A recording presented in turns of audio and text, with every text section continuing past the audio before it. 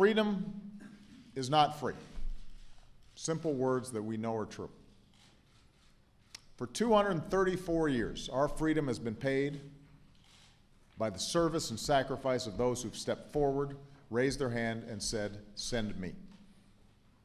They put on uniform, they swear an oath to protect and defend, and they carry titles that have commanded the respect of generations: soldiers, airmen, Marine, sailor, Coast Guardsmen.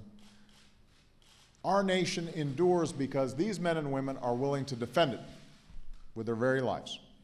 And as a nation, it is our solemn duty and our moral obligation to serve these patriots as well as they serve us.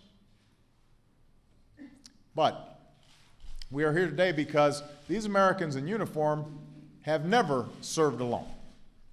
Not at Lexington, not at Concord, not in Iraq, not in Afghanistan.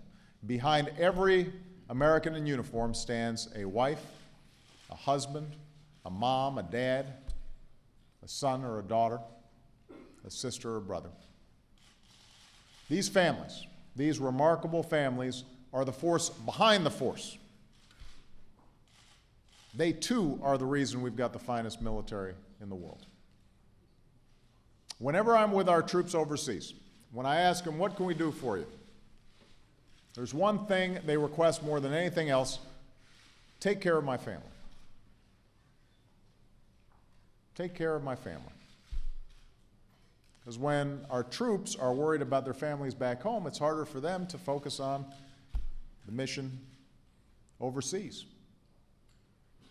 The strength and the readiness of America's military depends on the strength and readiness of our military families.